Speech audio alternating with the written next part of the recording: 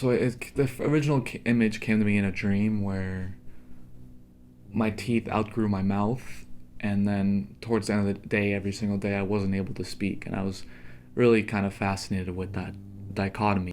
When the tool supersedes the user and it leaves the user obsolete, so because like what is a mouth without the ability to speak, but yet it retains its original form of speaking, and it doesn't inherently change. It stays rigid in its form, but its function is entirely different. And so her teeth were bigger than her mouth, and she wasn't able to speak, but she would go and try to talk to people.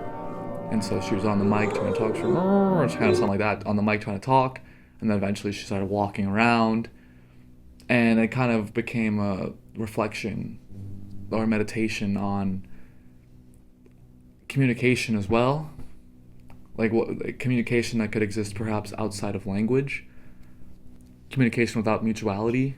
Yeah, so I was obsessed with the idea of the tool almost preceding the user at that point, where changing the teleological relationship between form and function. So almost like the tool creates the user to actualize itself, and I was very fascinated by that. The teeth in her jaw were like the former signifier of speech itself has been divorced from its content.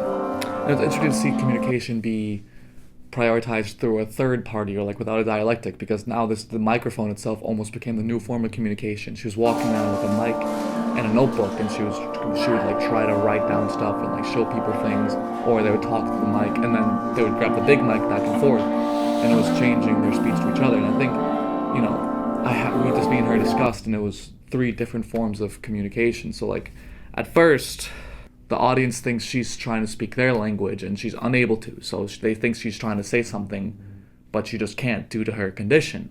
But then as they communicate more and more, the observer makes the realization that the subject is speaking its own language. And then so they realize that the language they're speaking isn't traditional English, but something outside of it. And it's the obfuscation itself is actually part of that language. And then they realize that this language is something that exists outside of validation. It's not that she can't speak your language, it's that you can't speak hers. And I guess a real life example for this is how we treat sort of disability, with the overcompensation for integration when there's for disability, and to the point where now, rather than a person is being reduced even further by their disability. And so it was really interesting to kind of really see that sort of happen in real time, and people slowly make the realization that this is not her being unable to talk. Communication that's not really needing mutuality or mutual validation, when the 2 people sort of talking to themselves and talking to the medium of the microphone or the notebook. And it's so a good example of singular communication is human to AI, in that when it comes to regards to that, and it's could that ever be a form of valid communication? Because who are you? You're not talking to anything or anybody, but is that still a form of communication? So I'm very interested in singular communication, talking to yourself communication, is talking to an inanimate object communication. Can language exist without content? Is language necessary for recognition? And that has to get into my character, monastic epistemology as post-lobotomization. And so really what that means is we sort of have a very, very centralized way or understanding of the human body, where we think everything is just a top-down system or a result of the brain as a centrifugal command center force, where the reason I move my hand or the reason I talk is because it's my brain telling me to, and rejecting a sort of nuance or mutuality between the two, or it's something that's more reflexive and more organic and more intuitive between the two. And so I really wanted to over actualize that example, make it over exaggerated, communicate that idea with a live subject with that's lobotomy, where a character like me is able to function outside of having a brain. And we've purposely made the lobotomy seem almost parasitic and alien in a way, because for me, I think when it comes back to the tool, humans are very unique in the state that our almost need for a tool. So like instead of having claws to cut up meat, we have to build knives, we have to build tools, etc., etc. And so I was just really obsessed with the idea of like what happened to this original split. Like how come we're like our morphology does not provide us with what we need to survive? But like I think the centralization of the brain negates the value of the human body itself. So for me, negative or affirmation has to do with like apophatic redemption. So like, you know, it's the theory or like the understanding of like the best way to understand God is through like what God is not. And I think that that's a good way to kind of understand this character, because his lack of a brain is how he functions and how he operates. He operates through the lack of a brain and through that empty space. And so my character was walking around handing out something I called like the mediated object. So the best term I could use for it was like incontextual objects that were entirely randomized. It would be like a bunch of knickknacks I bought at the dollar store, a crayon, something that had nothing to do, something entirely decontextualized and had nothing to do with the exhibit whatsoever and were random. And really, you know, the reason I was handing this out to people is kind of a reflection on modern or contemporary communication. Because contemporary language has been very integrated into like singular identity, because identity has become the biggest form of commodification through excess capital. So, you know, identity is how you sell things on a mass scale to people. And so when that's the fundamental basis of all reality, that changes the way people communicate to each other. How people communicate to each other is based off their own singular identity. And that makes that communication, that sort of exchange of singular ideas. And so there's no collaboration in any sort of communication. It becomes this very rigid exchange. But with these mediated objects, we're both sort of mutually curating their meaning in real time. And it's, envisioning a communication that becomes more collective, and that we start handing stuff to each other, and then eventually as we're going, I hand something to somebody, then somebody comes up to me and hands me something, and it becomes trade slowly.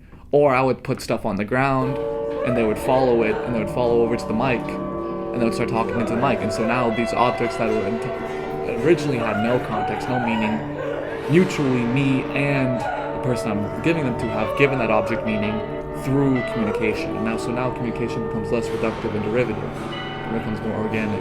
It's like, what is a mouth that cannot speak, or what are teeth that have outgrown the mouth? You know, its function, its original function is gone, but its form remains, and the form changes. Like image no longer belongs in form. And like, so my character would like scream in the mic and go, oh, and then I hand it to somebody else, and then they would do the same thing, and then we created communication through that third object. And so this third object almost has an agency of itself, and like it means that the communication, we're being siphoned to communicate. The object itself almost has autonomy here and is using us as vessels for communication rather than the inverse, which was interesting as fuck to me. And so eventually, people getting other people involved, they would get the mic and then hand it to somebody else near them, and it became outside of me. And so then eventually, it has to do with that idea of like faith and possession. Like eventually, we were almost all unknowingly submitted into something else entirely. I was very obsessed with this idea of like faith and possession, because to be possessed is to have like your autonomy taken, while to have faith is to like surrender that autonomy and to have faith in that, even against logic. But congruent between both is like the loss of autonomy. And so I'm kind of exploring like what, like, in spirit and in theory, these are two fundamentally different things, but for me, that demarcation slowly surrenders itself because I'm exploring what the difference is between the two. So we use this example of like directional tape. So I put in 2 lines of tape at the beginning of the exhibit. I put green tape and then I put red tape. And intuitively, everyone just, once they walked in, they all followed the green tape. And there was no explicit direction to do that, to ever follow that green tape, but yet they kind of had faith in that inevitably and sort of did it. And so, is that faith or is that possession? And for me, they're almost the same. And I was really playing with this idea, and so it got really interesting because as the show went on, one person went up to the stands and sat down and watched like a play, and then everybody else started doing it as well at the same time. And so then eventually me and my actress Ali, we both walked up the stage and started interacting with the people there. It was really interesting to see, like, was this a form of abduction? You know, like, was their autonomy taken from them? Were they possessed by an external entity, or were they having faith in this? But in function, it's the same thing, really.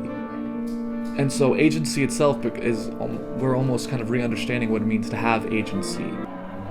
Because I find it interesting to almost insert a self-possession, a possession of self, and that can almost function as like trust in a way. So I kind of posit that it's both faith and possession of that. I think that demarcation slowly, abolishes itself. And that gets to the third character I had, who had to do with my ideas of like restraint and disinhibition. So like I was really studying forms of like self-harm, and I was really interested in like self-harm. And for me, the two kind of most notorious forms of self-harm or non-suicidal injury are cutting yourself or self-bondage, where like bondage or tying yourself up is seen as like a inherent form of like keeping in, and cutting is a form of like expulsion. But yet they have the same goal, but in practice they're entirely different. And I was very interested in this adjacency between those two, because they want the same thing, but they're completely different in essence. And so we sort of like passed the point of harm, and so we had the subject kind of sit there to sort of represent the synthesis of these two ideas into one. And so the faith and possession, the lines kind of met at him. And it was interesting because people eventually, all the objects I was handing to everybody, people started just like, one person put one there, and then everybody else started putting them there. It was kind of following like this herd mentality where everybody just like subconsciously followed the same actions. Like in form and content have like been inextricably separated. It was in the past traditionally thought that like, content, the matter or pneuma created form. But now that's entirely changed, because now, with the advent, it's being actualized through, inversion of clickbait. So for example, the Instagram, when you're scrolling on Instagram, the feed will be like, the image will just be like Shrek with huge balls, like smacking it. But the photo itself is just like a coffee shop that opened down the street. Like it's through clickbait is what they call it. And, the clickbait has nothing to do with the content in the video. So it's almost kind of communicating the idea that like, form and content have inextricably been separated.